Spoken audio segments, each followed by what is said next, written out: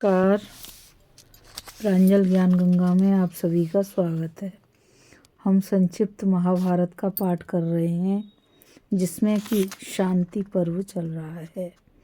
आगे हमने कथा में मनु और बृहस्पति का संवाद, मनु के द्वारा ज्ञान योग आदि के फल तथा परमात्म तत्व का वर्णन की कथा को पढ़ा था।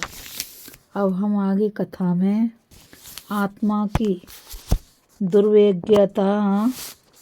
दुर्विज्ञता को पढ़ेंगे। मनु जी कहते हैं, बृहस्पति मनुष्य उस आत्मा का नेत्रों से दर्शन नहीं कर सकता, त्वचा से स्पर्श नहीं कर सकता और श्रोत से श्रवण नहीं कर सकता। वह इन सब का अपना आप है और ये श्रोतादि स्वयं ही अपने आप को नहीं देख सकते। आत्मा सर्वज्ञ और सबका साक्षी है तथा सर्वज्ञ होने से इन सब को देखता भी है। किंतु जिस प्रकार मनुष्यों को दिखाई न देने पर भी हिमालय के दूसरे पार्श्व और चंद्रमा के पृष्ठभाग के विषय में यह नहीं कहा जा सकता कि वे है ही नहीं, उसी प्रकार संपूर्ण भूतों का ज्ञान स्वरूप आत्मा इंद्रियों का विषय न होने पर भी नहीं है, ऐसा नहीं कहा जा सकता। रूपवान मनुष्य अपनी उत्पत्ति से पूर्व और नष्ट हो जाने पर रूपहीन रहती है। इस नियम से जैसे बुद्धिमान लोग उनकी अरूपता का निश्चय कर लेते हैं तथा सूर्य के उदय और अस्त के द्वारा जैसे उसकी गति का अनुमान हो जाता है, उसी प्रकार विवेकी लोग बुद्धि रूप दीपक के द्वारा दूरस्थ ब्रह्म का साक्षात्कार कर लेते हैं। जिस प्रकार मृगों से मृग, पक्षियों से पक्षी और हाथियों द्वारा हाथियों को पकड़ा जा सकता है, वैसे ही ज्ञान स्वरूप आत्मा को ज्ञान द्वारा ग्रहण किया जा सकता है। हमने सुना है कि सर्प के पैरों को सर्प ही पहचानता है, उसी प्रकार शरीरों में स्थित ज्ञेय आत्मा को पुरुष ज्ञान द्वारा ही जान सकता है। जिस प्रकार अंधकार रूप राहु चंद्रमा की ओर आता या उसे छोड़कर जाता दिखाई नहीं देता, वैसे ही जीवात्मा शरीर में आता या उसे छोड़कर जाता हुआ जान नहीं पड़ता। जैसे चंद्रमा या सूर्य का संयोग होने पर राहु दिखने लगता है, वैसे ही देह से संयुक्त होने पर आत्मा का यह देहधारी है ऐसा ज्ञान होने लगता है। किंतु जैसे चंद्रमा और सूर्य से अलग होने पर राहु की उपलब्धि नहीं होती, वैसे ही शरीर से छूट जाने पर जीव दिखाई नहीं देता। जैसे अमावस्या की रात में चंद्रमा स्वयं अदृश्य होकर नक्षत्रों में मिल जाता है, वैसे ही जीव शरीर से छूटकर अपने कर्मों के फलस्वरूप दूसरे शरीर में जुड़ जाता है। जिस प्रकार मनुष्य शुद्ध और स्थिर जल में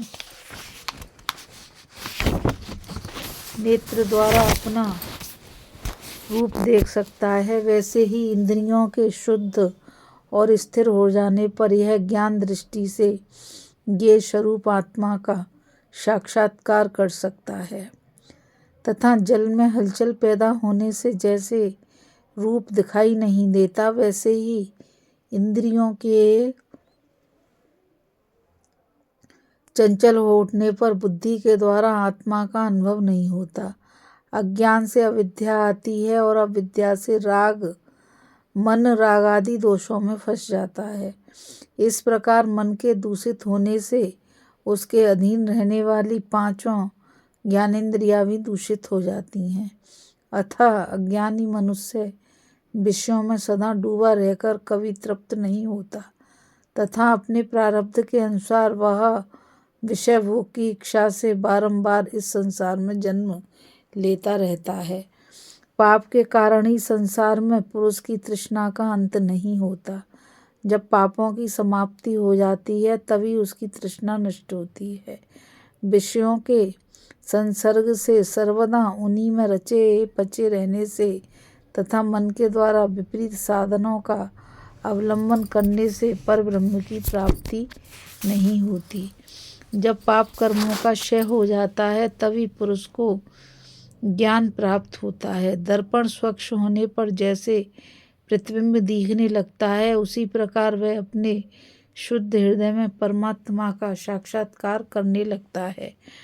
मनुष्य विषयों की और इंद्रियों के फैल जाने से दुखी बना हुआ है और उन्हीं के संकुचित होने से सुखी हो सकता है। अतः उसे बुद्धि के द्वारा इंद्रियों को उनके विषयों की ओर से रोककर वश में रखना चाहिए। इंद्रियों से मन श्रेष्ठ है, उससे बुद्धि श्रेष्ठ है, बुद्धि से ज्ञान श्रेष्ठ है और ज्ञान से परमात्मा श्रेष्ठ है। अव्यक्त परमात्मा से ही ज्ञान उत्पन्न हुआ है तथा ज्ञान से बुद्धि और उससे मन प्रकट हुआ है। वह मन ही श्रोतादि इंद्रियों से युक्त होकर विषयों को देखता है। जो पुरुष शब्दादि विषय संपूर्ण व्यक्त पदार्थ और प्राकृत विषयों को त्याग देता है वह अमृत तत्व प्राप्त कर लेता है। परंतु सकाम कर्म करने वाला पुरुष बार बार जन्म मरण के चक्कर में पड़कर सुख दुखादिक कर्म फल को ही भोगता रहता है। इंद्रियों द्वारा विषयों को ग्रहण न करने से पुरुष के विषय तो छूट जाते हैं परंतु उनमें उसकी आसक्ति बनी रहती है। वह तो तभी छूटती है जब उसे परब्रह्म का साक्षात्कार हो जाता है।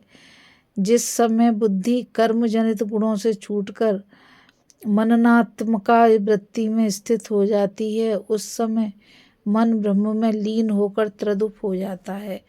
परब्रह्म स्पर्श श्रवण रसन दर्शन घ्राण और संकल्प सभी प्रकार के कर्मों से रहित है, इसलिए उस पर केवल विशुद्ध बुद्धि की ही पहुँच हो सकती है। विषयों का मन में लय होता है, मन का बुद्धि में, बुद्धि का ज्ञान में और ज्ञान का परमात्मा में लय होता है। इंद्रियां मन को नहीं जानती, मन बुद्धि को नहीं जानता और बुद्धि अव्यक्त आत्मा को नहीं जानती, किंतु अव्यक्त इन सब को जानता है। इस कथा में बस इतना ही। अभी हम कथा में आत्मा की दुर्विज्ञता की कथा को पढ़ रहे थे। अब हम आगे कथा में आत्मदर्शन का उपाय की कथा को पढ़ेंगे। मुझ गीता रावत को आज्ञा दीजिए। कल फिर मिलेंगे एक नई कथा के साथ। और मैं आप सभी से यही कहना चाहती हूँ कि इस चैनल को ज़्यादा से ज़्यादा लाइक शेयर और सब्सक्राइब करिए ताकि यह अमूल्य ज्ञान अधिक से अधिक लोगों तक पहुँच सके। और कमेंट के द्वारा बताइए कि यह कथा आपको कैसी लगी। राधे राधे, जय श्री कृष्णा, नमस्कार।